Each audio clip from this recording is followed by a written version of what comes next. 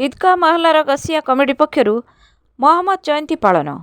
कटक ईदगाह महलार गसिया committee पक्षरु Mohammad जयंती पालित हो जाइछि। इस्लाम धर्मर महापुरुष मोहम्मद जयंती उपलक्षे कुरान पाठ नाथ सारी पाठ करा जायतिला। गतकाली कटक सहर में मोहम्मद शोभायात्रा एही कमिटी पक्षरु शोभायात्रा कदम रसूल पर्यंत पहुंचीथिला। एही उत्सव में विभिन्न मस्जिद्र इमाम, विभिन्न मुसलमान साहिर सभापति और संपादक मानकु एठारे संबर्धित करा जायतिला। एही कार्यक्रम में देशर शांतिर वार्ता और एकता बजाय रखिबाकू समस्तंकु वार्ता प्रदान करा जायतिला। एही कार्यक्रम में गसिया कमिटीर संपादक हाफिज मोहम्मद कलीम, सभापति मोहम्मद सईद मीर बासा, शेख कयूम सह संपादक अन्य मानक मध्यरे MD Kasim, MD Akbar, MD Munabaks, MD Gulfam Bux, Sheikh Guddu, Sheikh Samimi, Sheikh Mujamil Khan एही कार्यक्रम को परिचालना करथिले।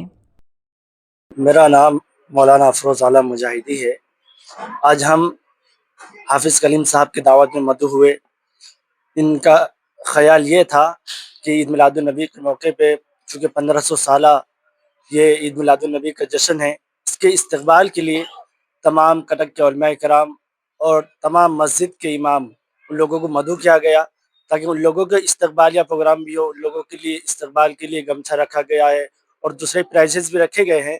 और दीगर हमारे कटक के बस्ती जितने बस्ती वहाँ जितने सगत सेक्रेटरी हैं हमारे जुलूस के, उन लोगों को भी दावत दिया गया है ताकि वो लोग भी आए और ये भाईचारा महसूस करें कि अगर हमारे कटक में कोई भी फेस्टिवल हो उसे मिलकर मनाने में कितना फ़ायदा है, कितना नुकसान है, मिल के रहने में फ़ायदा कितना है और अलग अलग रहने में नुकसान कितना है।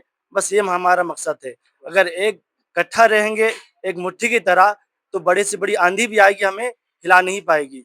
अगर बिखर के रहेंगे अलग अलग, हल्का सा हवा का धोखा आएगा हमें उखाड़ के ले जाएगा। बस हमारे हाफिज जी का मकसद यही था कि हम कटक के बाशिंदे एक साथ मिलकर जो भी काम करें एक साथ करें।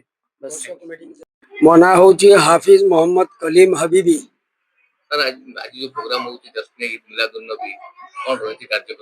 ईद मिलादुन्नबी सल्लल्लाहु अलैहि वसल्लम की कार्यकारी होउची हमर एठी प्रोग्राम होबो, मौलाना माने आसीबो और हमर जेते कटक शहर रे जेते मिलादुन्नबी कमिटी रे लोक माने अछंती सेमानको डका हेची। तापरे हमर मस्जिद रे जेते मौलाना माने अछंती मुअज्जिन मौलाना समस्त को डका हेची।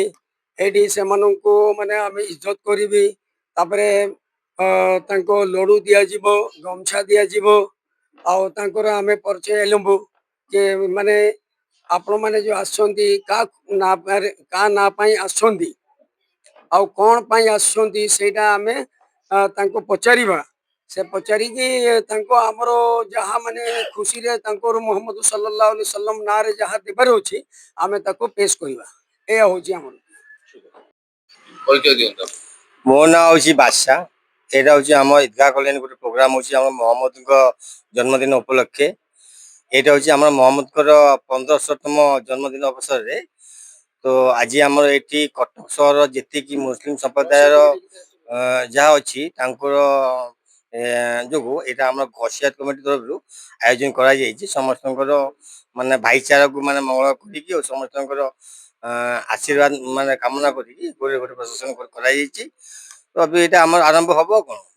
कटक रजत कुमार महांती रिपोर्ट, सत्य समाचार।